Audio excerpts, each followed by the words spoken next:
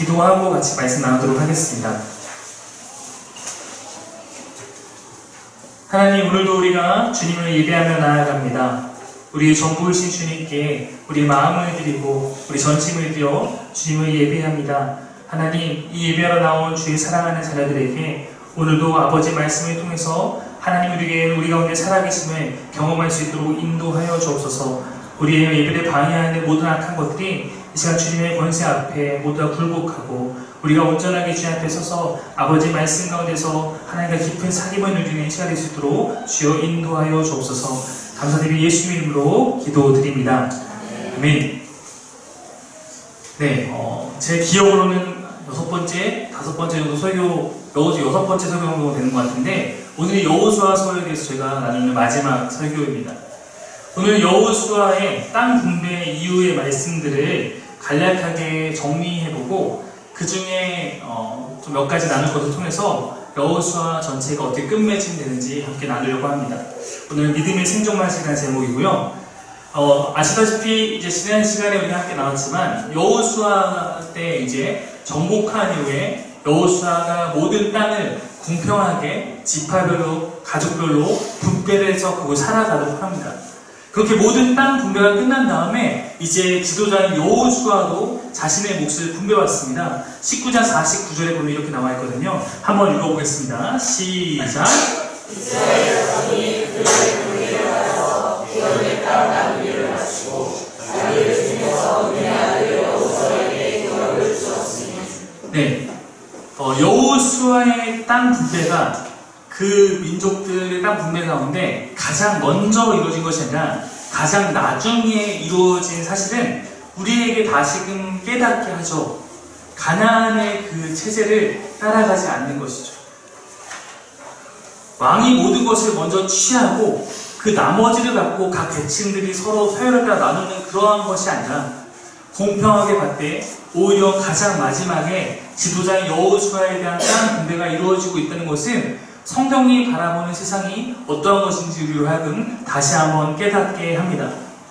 여호수아는 이렇듯 정복과 정착에 대한 이야기를 표면적으로 다루고 있지만 여호수아를 깊이 보신 분들이라면 이 이야기들 안에서 하나님이 진짜 우리에게 원하시는 것이 무엇인지를 함께 알아갈 수 있는 것입니다.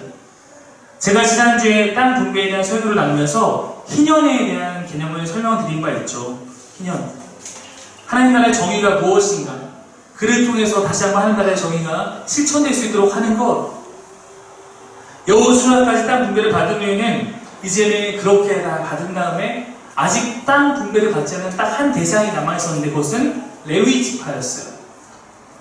이스라엘이라는 나라 자체가 하나님께서 뭐라고 하냐면 너희는 온 민족을 향한 빛이야. 너희는 온 민족을 향한 제사장 나라야. 아브라함을 맨 처음 불러서 그 민족을 시작할 때 네가 복의 통로가 돼서 모든 민족이 너를 통해서 나에게 돌아오도록 하는 게 나의 꿈이야 하나님께서 말씀하시지 않았습니까? 이스라엘 나라는 그런 세상을 향한 제사장 나라 역할을 감당해야 했습니다. 그리고 제사장 나라라는 것은 풀어보면 이래요. 제사장 나라는 자신들의 존재 방식을 통해서 세상 앞에 여호와 하나님을 드러내므로 이방의 모든 민족들이 그 빛으로 나오게 하는 그런 역할을 맡습니다. 이스라엘이 하나님이 원하시는 생존 방식으로 살아갈 때 세상과 다른 그 방식의 사람들은 의아함을 느낄 수도 있고 주목할 수도 있겠죠. 그 안에서 그들이 하나님의 영광을 드러내는 걸 보면서 다른 민족들도 그것을 바라보며 하나님께 나아오게 되는 것, 그것이 제사장 나라의 역할이라는 거예요. 이러한 이스라엘에도 여러 지파 가운데 제사장 역할을 한 지파가 있었는데 그것이 바로 레위 지파인 거죠. 그들은 특별한 삶의 방식으로 살아야 했고 이스라엘은 그들의 그러한 헌신을 존중하고 도우는 그런 역할을 서로 감당했습니다.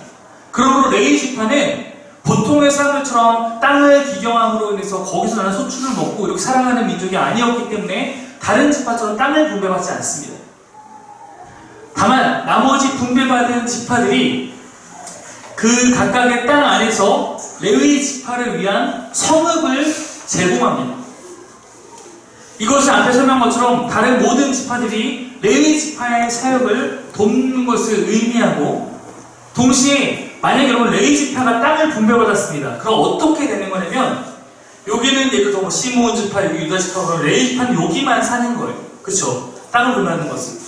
그러면 모든 이스라엘을 향한 제사장 역할을 할 수가 없죠. 그러므로 하나님께서는 레위 지파는 흩으셔서 각 성읍에서 각각 받은 성읍 안을 흩어져 살도록 그렇게 하신 겁니다.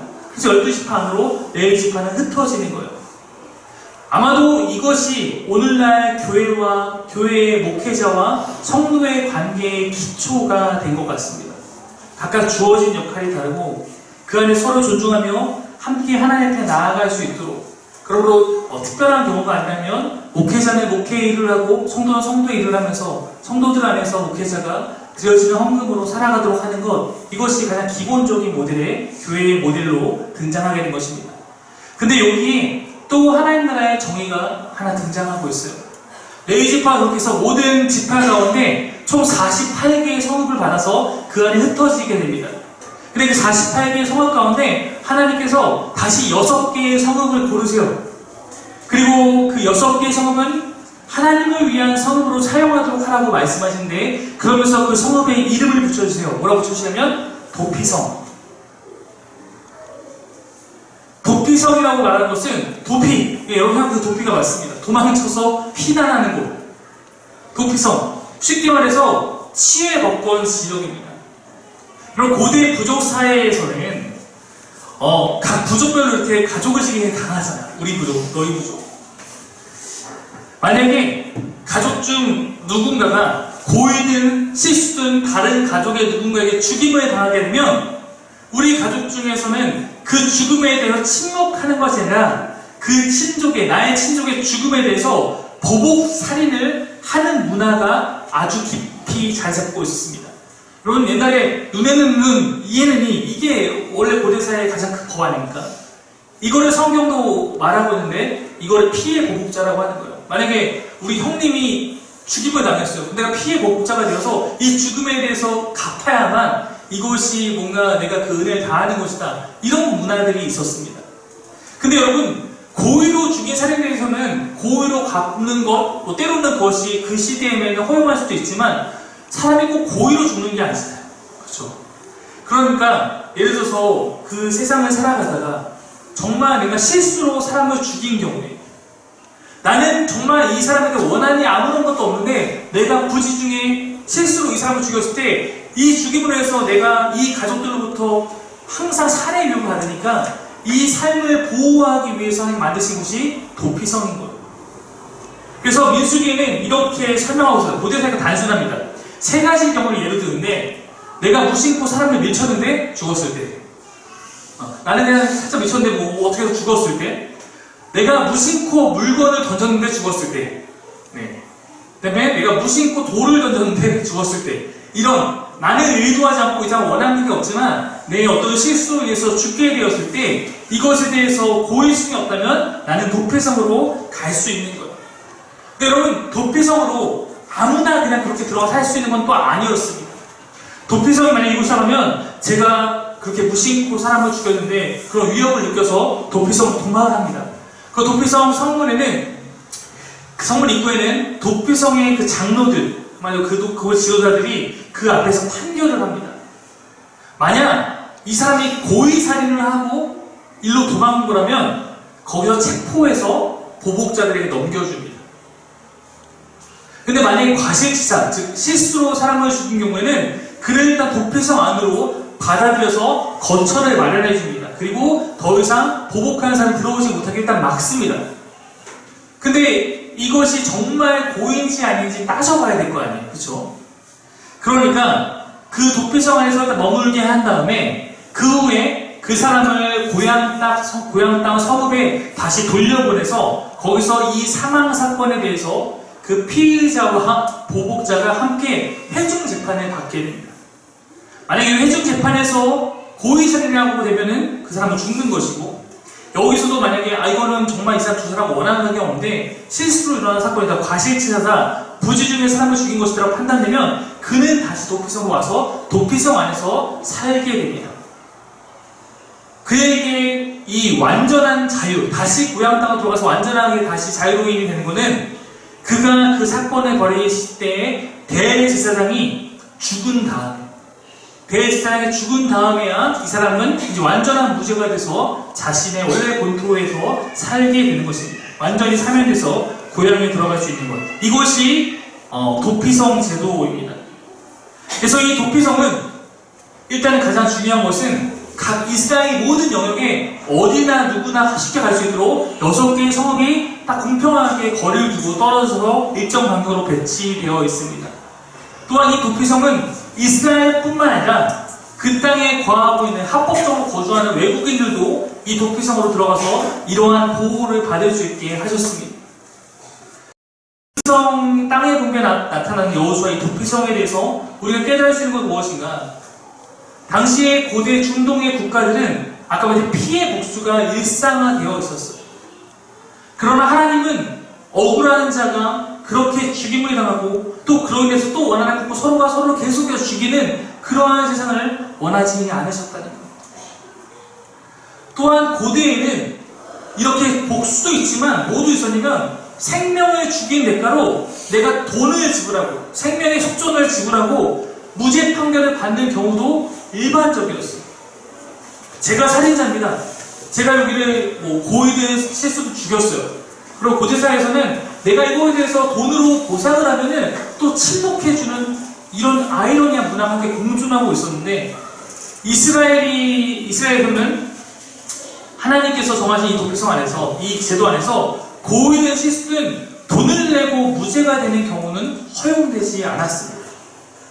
고의라면 바로 그 죽임을 당하는 것이었고 실수라면 도피성 안에서 어쩌면 감옥같이 때로는 그 안에 살아감으로써 적어도 그 죽임에 대한 책임을 다하는 것이 하나님이 원하시는 모습이었어요.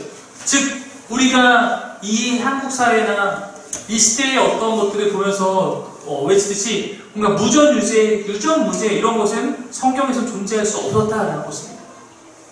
보복과 복수가 무차별적으로 허용되지는 않았습니다. 왜냐하면 생명은 하나님의 것이기 때문입니다. 20장 1절부터 3절 한번 같이 읽겠습니다. 20장 1절부터 3절 시작. 여호와께서 여호수아에게 말씀을 하실 때 이스라엘 자손에게 말하기를 내가 모세를 통하여 너희에게 말한 도피성들을 너희를 위해 정하여 부지 중에 실수로 사람을 죽인 자를 그리로 도망하게 하라. 이는 너희를 위해 피해 보복자를 피할 곳이니라. 여러분 이 말씀과 여러분은 어떤 단어가 눈에 들어올지 모르겠어요. 근데 저는 이 말씀을 읽을 때 뭐가 눈에 들어왔냐면 2절에 나타난 모세를 통한 이 도피성들은 가나안에 살다 보니까 이런 일도 있고 이런 일도 있으니까 우리가 이걸 해결하기 위해서 이렇게 하자라는 결과론적인 제도가 아니라 이미 가나안 땅에 들어가기 전에 하나님께서 모세를 통해서 이미 내가 만들 그 나라에서는 너희가 이런 것을 갖고 지키며 살아가야 돼 말을 했다는 것은 굉장히 중요하다고 생각해요. 우리의 인생사 안에서 나타난 결과가 아니라 하나님이 애초부터 계획하신 방법, 하나님이 애초부터 가나안 땅에 들어가기 전에 가나안 땅에서 내가 만드는 세상은 이러한 세상이 되어야 돼라는 하나님의 계획이 담겨있는 그러한 세상이 도피성에 나타난다는 것입니다. 가나안 땅은 그러한 하나님의 계획을 이스라엘 백성들이 그 땅에 들어가서 이제는 그 말씀에 순종함으로 자신들의 삶으로 살아가야 하는 그러한 사명의 땅, 약속의 땅이었다는 것입니다. 이렇게 레위지파의 땅 공부의 도피성 제도까지 소개한 다음에 여호수아는 마무리를 해가면서 21장에서는 이 모든 일을 이렇게 정리하고 있습니다. 21장 43절 44절 두 절의 말씀입니다. 한번 보겠습니다. 시작. 여호와께서 이스라엘 조상들에게 맹세하사 주리라 하신 온 땅을 이와 같이 이스라엘에게 다 주셨으므로 그들이 그것을 차지하여 거기에 거주하였으니 여호와께서 그들의 주위에 안식을 주셨을 때 그 조상들에게 맹세하신 대로 하셨으므로 그들의 모든 원수들 중에 그들과 맞선 자가 하나도 없었으니 이는 여호와께서 그들의 모든 원수들을 그들의 손에 넘겨주셨습니다. 여러분 성경을 그냥 읽으면 잘 보이지 않지만 하나하나 읽으면 그 의미들이 남다르게 다가올 때가 있어요. 하나님께서 맹세하신 것, 주리라고 하신 것을 그분께서 우리에게 다 주셨고 이스라엘에 그 땅을 주셨으니 이제 그들이 뭐 했냐면 안식이 왔다.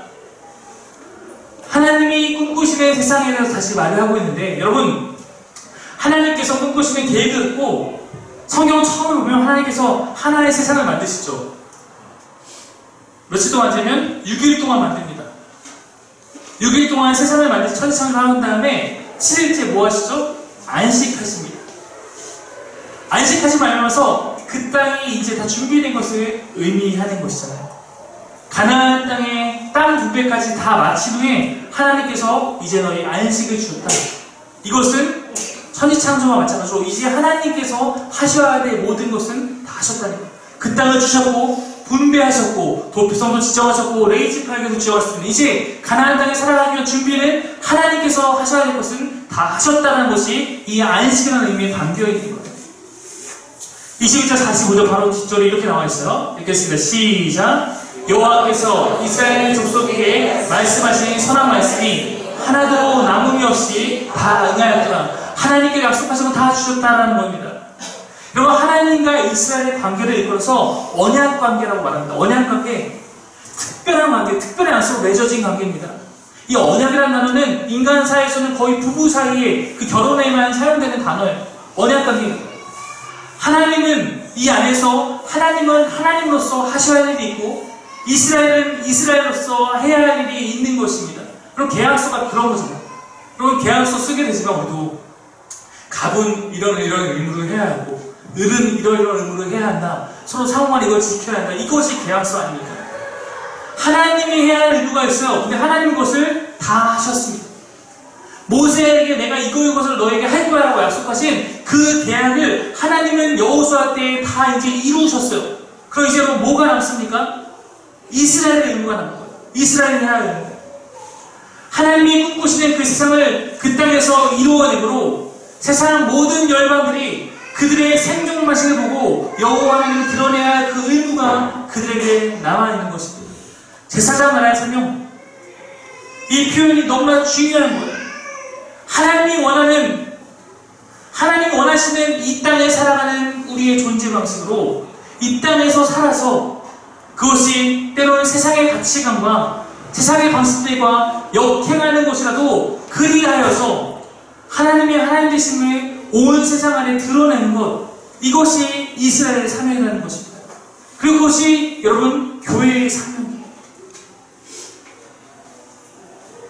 여러분, 이 말씀을 주실 때 여기서 다 응하였다고 말하고 있지만 사실 여러분 실제적인 상황은 여전히 가나안에는 정복하지 못한 땅이 존재하고 있었어요. 여호수아서는 동시에 그것을 계속 말해주고 있습니다. 그러므로 여기에 또 하나 우리가 굉장히 좀 난해하게 느낄 수 있지만 등장하는 표현이 우리가 하나님 나라 때도 배웠지만 이미와 아직이죠. 실질적인 하나님의 승리가 이미 그들에게 선포되었습니다. 그러나 아직 가나안 땅의 정복은 끝나지 않았습니다. 하나님 나라가 예수님의 성육신과 동시에 이미 이 땅에 하나님 나라가 임했다라고 성경은 말을 하고 있지만 이 땅에 하나님 나라가 아직 완성되지 않았습니다. 이미와 아직, 우리는 이 사이를 살아가는 존재들입니다. 그러므로 우리도 같은 관점으로 지난 시간에 제가 말한 것처럼 우리도 가나안에 있는 것입니다. 이 땅을 하나님께 우리에게 주셨지만 아직 이 땅은 완전하게 정복되지 않았습니다. 교회도 가나안의 그 삶의 동일한 모습으로 우리가 세상 가운데 놓여 있다는 것입니다. 그러므로 오늘 이스라엘 백성들에게 주시는 이 의무와 이 책임과 해야 할 사명은 세상을 살아가는 교회의 책임과 교회의 의무와 교회의 사명이기로 한 것입니다. 하나님이 꿈꾸시는 세상에 우리도 주어진 우리의 삶의 자리에서 살아내야 하는, 그를 통해 세상 가운데 하나님의 백성다움이 무엇인지를 드러내야 하는, 나타내야 하는 사명이 우리에게 있다는 것입니다. 하나님께서 가나안 땅을 주셨다라고 하는 것처럼 하나님께서 지금 우리가 살아가는 이 땅에서도 이미 승리를 선포하신 줄 믿습니다. 이 승리는 뒤바뀌지 않아요. 하나님은 하나님이 해야 할 일을 예수 그리스도 십자가를 통해서 이 땅 가운데 다 이루셨습니다. 이제는 우리가 언약 백성답게 이제는 우리가 응답해야 할 때입니다. 사귐의 교회에서 신앙생활을 하면서 몇몇 분들이 우리 이 교회에서 말씀을 살아내는 것에 대해서 다시금 깨닫게 되는 경우가 많다라고 하실 때가 있어요. 워낙 그 얘기를 제가 많이 하니까. 만약 정말 그렇게 느끼시고 있다면 전 잘 배우고 계신 거라고 생각합니다. 여러분, 신앙생활은 다른 것이 아닙니다. 내 삶에 주님이 원하시는 모습들이 열매에 맺는 거예요. 여러분, 내가 믿는다는 것은 내가 무언가를 깨닫는 거나 내가 무언가 지적으로 동의하는 것이 아닙니다. 믿는다는 것은 그렇게 살아내는 것입니다. 제가 지난주에도 청년들하고도 막 이제 요즘에 설교 잘 듣고 있니 이런 얘기를 같이 모임 나누면서 했었는데 제 설교에 대해서 몇몇 분들은 또 너무 괜찮다라고 말씀하시는 분도 있지만 또 가끔은 목사님 너무 대학교 강의 같아요 라고 말씀하시는 경우도 가끔 있어요. 근데 여러분, 저는 진짜 솔직한 말로 제가 대학 다닐 때 누군가 이렇게 강의해줬으면 정말 소원이 없었을 것 같아요. 성경 공부처럼 설교를 하든 때로는 뭐 앞에서 불로불로 부흥회를 하든 강의와 같이 말씀해 주어도 누군가 예언자처럼 선포를 하든 사실 여러분, 그것이 뭐가 그렇게 중요하겠습니까? 제가 가장 중요하게 생각하는 것은 어떤 방식으로 누구가 어떻게 말씀을 전하든 간에 그 안에서 하나님의 뜻이 드러나는 것입니다. 온전하게. 제가 강정규라는 목사를 하고 싶은 말이 아니라 하나님께서 우리에게 가르치기 원하시는 것들이 설교를 통해서 전달되어야 한다고 저는 믿어요. 그게 제 역할이죠. 그 후에 남겨진 우리 모두의 역할은 그 안에서 나타난 그 하나님의 뜻대로 그 말씀대로 우리가 함께 치열하게 사는 것입니다. 우리가 그것을 위해서 말씀을 배우는 것이죠. 그러기 위해서 예배하는 거잖아요. 여러분, 내가 말씀을 듣기 들어도 난 그렇게 살 마음이 없어. 여러분, 그럼 왜 예배합니까? 그럼 우리가 무슨 중국집 쿠폰 받아서 뭐 상 받는 것처럼 내가 예배에 참석했다고 도장 막 찍어서 몇 개 모으면 천국 가고 그런 거 아니잖아. 하나님은 너희가 내 말씀대로 순종하는가 아닌가를 보겠다라고 말씀하셨어요. 여러분, 여호수아에서 처음을 기억해 보십시오. 거기에 우리가 이 가나안 땅에서 어떤 생존 말씀으로 살아야 하는지 이미 잘 나와 있었어요. 1장 7절 8절입니다. 두 절 말씀 함께 읽겠습니다. 시작. 오직 강하고 극히 강대하여 나의 종 모세가 내게 명령한 그 율법을 다 지켜 행하고 우로나 저로나 치우치지 말라. 그리하면 어디로 가든지 형통하리니 이 율법책을 내 입에서 떠나지 말게 하며 주야로 그것을 묵상하여 그 안에 기록된 대로 다 지켜 행하라. 그리하면 내 일이 평탄하게 될 것이며 내가 형통하리라. 여호수아는 처음부터 우리에게 말했어요. 말씀을 지켜 행하라. 그리하면 여호수아와 이스라엘의 길이 평탄할 것입니다. 여러분, 말씀을 지켜 행하시면 여러분의 길이 평탄할 것입니다. 여러분, 이것 안 하면서 내 길은 왜 평탄하지 않아? 하나 내 삶이 왜 평탄하지 않아? 따지는 것은 대학 불이인이에요. 우리가 여호수아를 함께 나누면서 배운 것들을 기억해 보십시오. 하나님께 순종하면 승리하리라. 여호수아에 있는 모든 전쟁은 하나님께 순종하느냐 아니냐의 싸움이었잖아요. 여러분, 하나님은 늘 하나님으로서 우리에게 존재하십니다. 그분은 변함없이 신실하세요. 그분은 약속을 어기지 않습니다. 그분은 어제나 오늘이나 영원하신 분이에요. 그분의 말씀은 우리의 기준입니다. 그러면서 우리가 늘 하시는 말씀은 네가 내 말에 순종하면 네가 형통하리라. 네가 내 말에 순종하면, 네가 너의 해야 할 일을 하면 내가 너의 삶을 지키고 보호하고 함께하겠다는 나의 약속도 반드시 영원히 너희와 함께할 거야 말하고 있어요. 여호수아의 제 마지막에는 여호수아의 고별 설교가 나오고 있습니다. 23장 1, 2, 3절을 한번 보면 이렇게 나와 있어요. 여호와께서 주위의 모든 원수들로부터 이스라엘을 쉬게 하신 지 오랜 후에 여호수아가 나이 많아 늙은지라. 정복전이 끝나고 이제 그곳에 정착해서 살아가는 삶까지 다 한 이후에 여호수아도 늙습니다. 여호수아가 온 이스라엘 곧 그들의 장로들과 수경들과 재판장들과 관리들을 불러다가 그들에게 이르되 나는 나이가 많아 늙었도다. 너희 하나님 여호와께서 너희를 위하여 이 모든 나라에 행하신 일을 너희가 다 보았거니와 너희 하나님 여호와 그는 너희를 위하여 싸우신 이십니다. 여러분, 사람은 다 늙죠. 그럼 우리는 영원하지 않습니다. 여호수아도 이제 그때가 다 했어요. 근데 저는 이 말씀을 보면서 여호수아는 참 변함없는 사람이다. 성경에 여러 사람이, 여러 위인이 뭐 이런저런 실수를 해서 참 인간미 느껴지고 하지만 참 여호수아는 한결같았던 것 같아요. 젊었을 때 정탐꾼으로 나아갈 때도 그랬고, 지도자가 되어서 정복 전쟁을 승리로 이끌 때도 그랬고, 오늘 노년이 되었을 때 그의 믿음의 고백 또한 변함이 없습니다. 여호와, 그는 너희를 위하여 싸우신 이신가. 어쩌면 자신의 최대 업적이 뭡니까? 가나안 정복 전쟁을 승리로 이끈 건데, 그것이 내가 한 것이 아니라 하나님이 하신 일로 그는 고백하고 있습니다. 그리고 모세가 모압 평지에서 신명기 말씀을 1세대, 2세대, 2세대들에게 다시 한번 전하고 죽은 것처럼 여호수아도 지도자로서 마지막 그 당부를 설교를 통해서 전하고 있어요. 그는 우리가 아까 읽었던 여호수아 첫 장의 내용을 그도 기억하고 있으면서 다시 한번 이들에게 상기시킵니다. 왜냐면 그것이 이 땅에서의 생존 방식이니까. 6절 말씀 이렇게 나와 있어요. 같이 읽겠습니다. 시작. 그러므로 너희는 크게 있어 모세의 법칙에 기록된 것을 다 지켜야 하라. 그것을 떠나 우로나 자나 치우치지 마라. 1장에서 말했던 그 말씀을 다시 반복하고 있어요.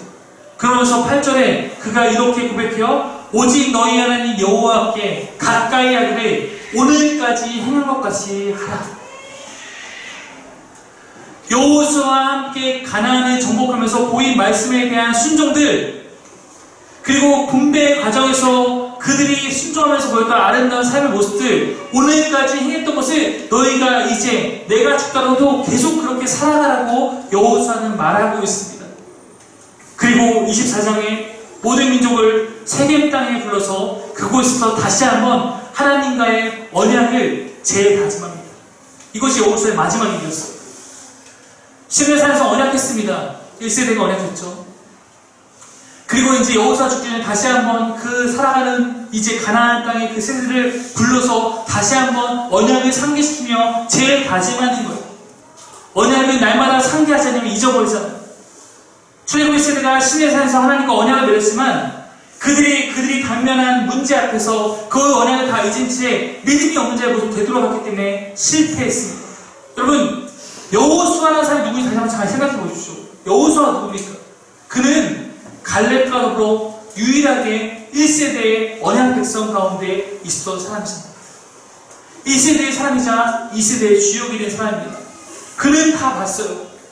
나의 동료, 나의 선배 1세대가 어떻게 무너지고 실패해서 가나안에 오지 못한 채 광야에서 죽었는지 그는 너무나 잘 알고 있습니다.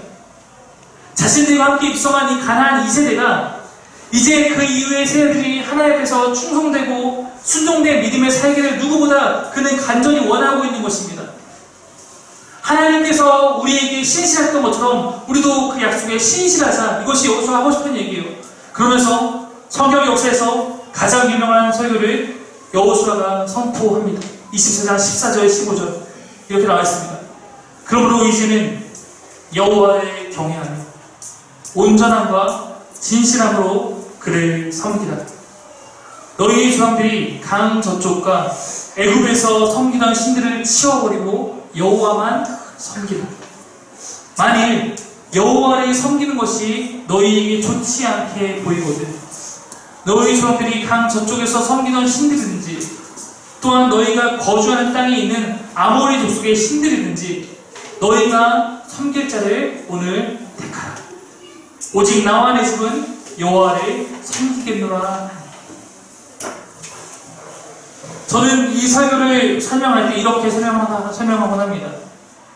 우리가 동전을 던지면 동전이 반드시 앞이나 뒤 둘 중에 하나로 떨어지는 것처럼 동전이 딱 가운데 설 수 없는 것처럼 우리가 누군가를 섬기는 문제는 반드시 그러합니다. 양쪽이 다 나올 수 없어요. 두 가지를 섬기는 것은 불가능합니다. 결국 우리는 둘 중에 하나를 택하는 거예요. 여러분, 우리가 만약에 하나님을 섬길 것을 택하지 않으면 우리의 삶은 반드시 세상의 무언가를 섬기게 됩니다.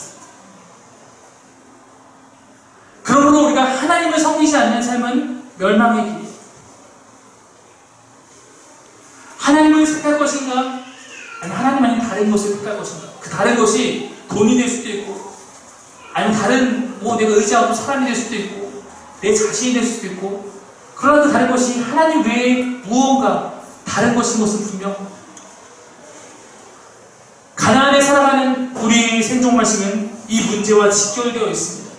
여러분, 물질을 섬기면서 하나님을 섬길 수 없습니다. 쾌락을 섬기면서 하나님을 섬길 수 없습니다. 결국 여호수아서의 모든 이야기는 다 이것이죠. 하나님의 말씀에 순종하여 믿음의 삶을 살아야만 형통합니다. 이것은 되면 좋고 안 되면 말고의 문제가 아니라 죽고 사는 문제입니다. 여호수아는 실패를 봤던 증인이었습니다. 그러므로 백성들이 그가 말할 때 우리가 여호와를 잘 섬기겠습니다 말하지만 그는 거듭 당부하면서 이렇게 말하고 있어요. 19절 말씀입니다. 읽겠습니다.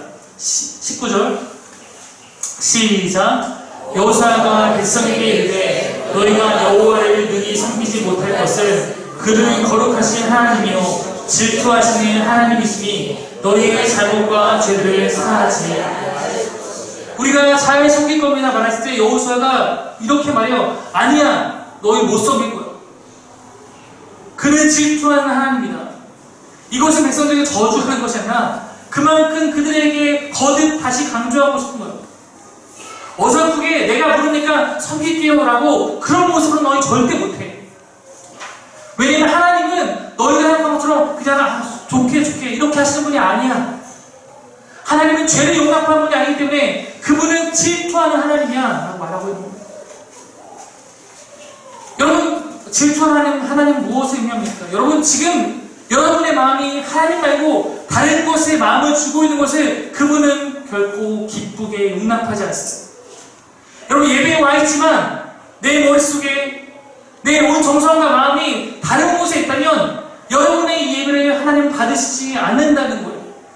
그럼 하나님을 우리가 우습게 보지 마십시오. 그는 우리가 보지 못하는 것을 보시는 가장 진실한 그런 하나님입니다. 24장 20절에 보면 이렇게 나와 있어요. 같이 읽겠습니다. 시작. 만일 너희가 여호와를 버리고 이방 신들을 섬기면 너희에게 복을 내리신 후에라도 돌이켜 너희에게 재앙을 내리시고 너희를 멸하시리라 하니. 여러분, 순간의 선택이 아니는 거예요. 잠깐의 헌신으로 안 된다는 것입니다. 순종은 잠깐하고 마는 것이 아닙니다. 그분은 우리에게 복을 주셨더라도 우리가 만약 돌아서서 우리가 신실하지 못하고 우리가 순종하지 않는 삶으로 가면 우리를 심판할 수도 있는 분이에요. 나는 구원받았으니까 난 영원히 구원받았어? 아니라는 거예요. 우리가 돌이켜서 우리가 하나님 향한 마음을 다시 돌이키면 하나님도 우리 향한 마음을 돌이킬 수 있는 분입니다. 여러분, 우리는 하나님을 잘 알아야 합니다. 왜냐하면 하나님은 우리를 너무나 잘 아세요. 우리 연약함도 물론 잘 아십니다. 그래서 하나님은 늘 우리가 구원받는 하나님의 자녀로 늘 우리를 도우시죠. 우리가 넘어지면 다가와서 일으켜주기에 노력하시죠. 그러나 그러한 하나님의 노력에도 불구하고 결국 내가 내 마음을 확정하고 내가 내 믿음을 하나님께 보이며 나아가야 하는 것입니다.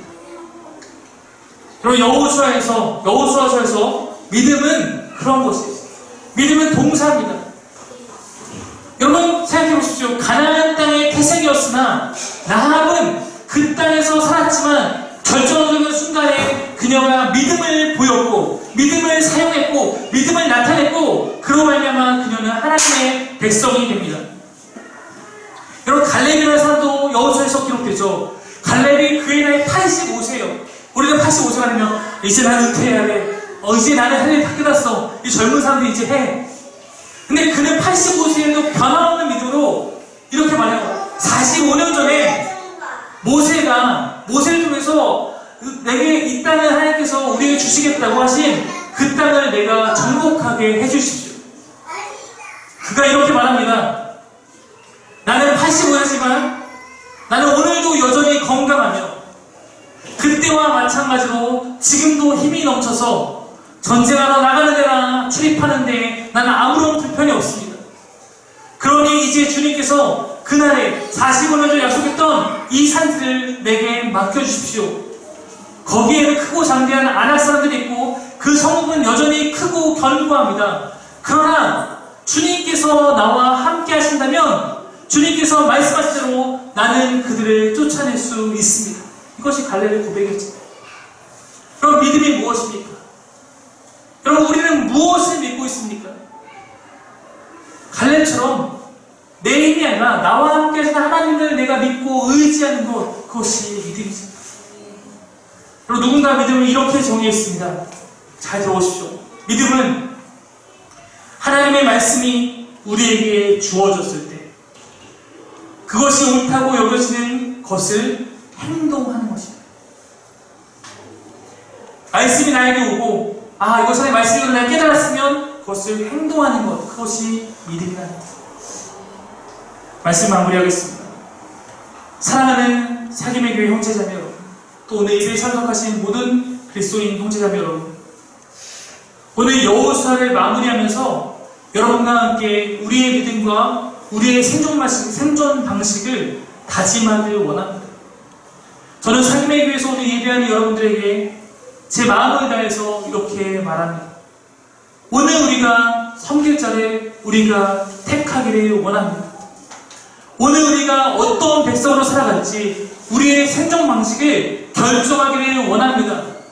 만약 이 예배를 통해서 결정했다면 이 예배 때만 아니라 끝까지 그렇게 살아가기를 원합니다.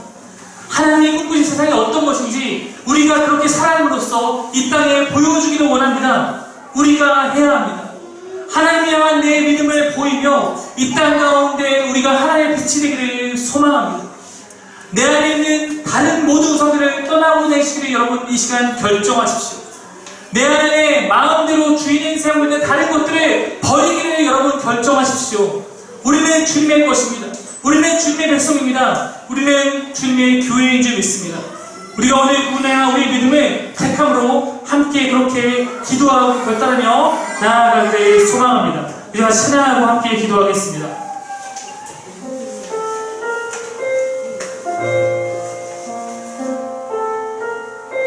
여러분 서 있는 그 자리에 하나님께서 저를 보내신 것이고 그 땅에서 하나님이 여러분 찾고 부르시고 계십니다. 우리 그 땅에서 나의 고백들을 하나님께 드려주기 원합니다. 따스한 성령이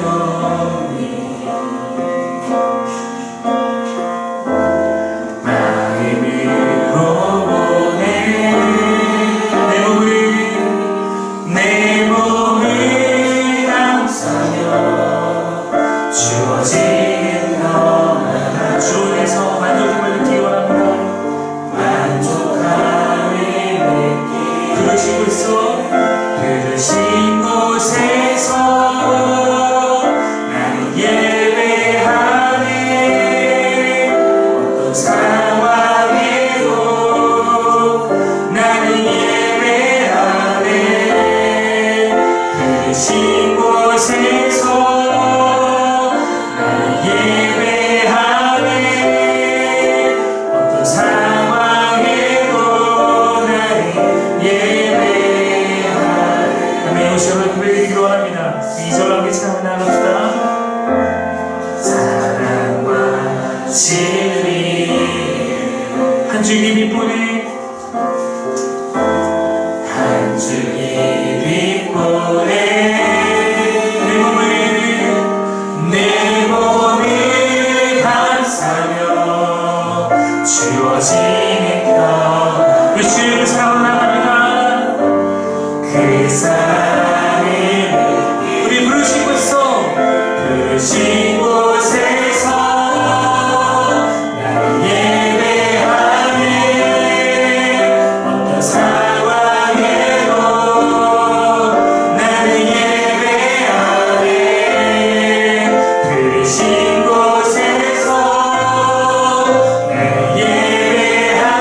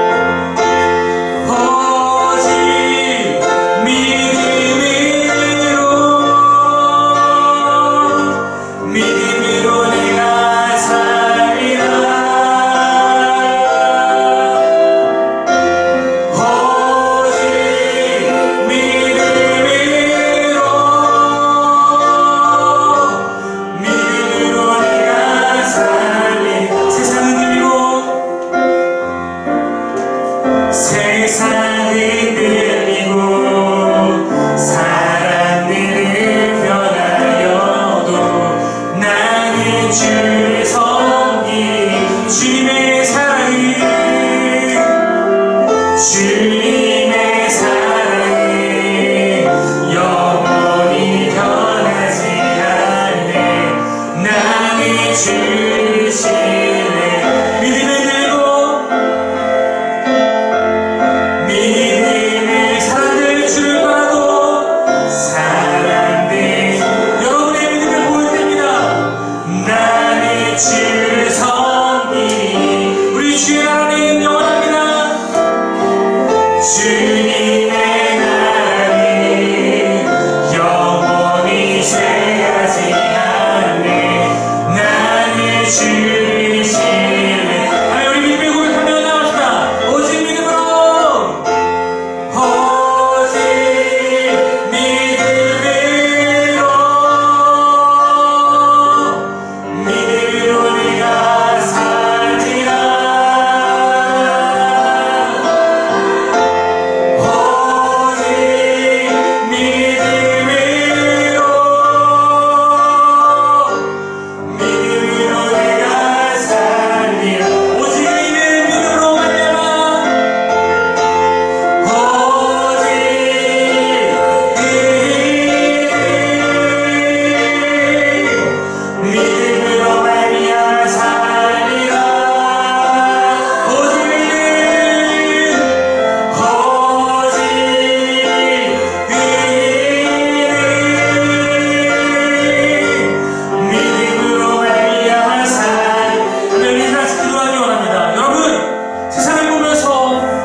세상이 정말 절망적이구나. 세상이 정말 하나님 믿기 어렵구나. 다 맞는 얘기일 수 있어요. 여러분, 그러나 그것이 여러분이 하나님의 서지 못할 이유가 될 수 없고 여러분 핑계가 될 수 없어요.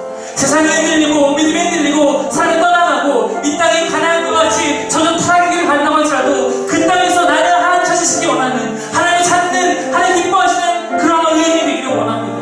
그 땅에서도 하나님의 생존 방식으로서 그 땅에서 살아내는 그런 믿음의 가진 자 그런 하나님의 기쁘시게 하는 하나님의 언약 백성 그러한 자가 우리가 되기를 원합니다. 어두워가는 이 시간 가운데 하나님의 자존심을 지켜주고 하나님의 자부심이 될 수 있는 그러한 자들이 여러분이 되기를 소망합니다. 하나님 나의 구할 수 없으나 오늘 내가 무슨 믿음으로 결단하는 나아가오니 주의 말씀이요 주의 성령이요 나를 도우시고 나를 그 삶을 살아갈 수 있도록 인도하여 주옵소서. 우리 주여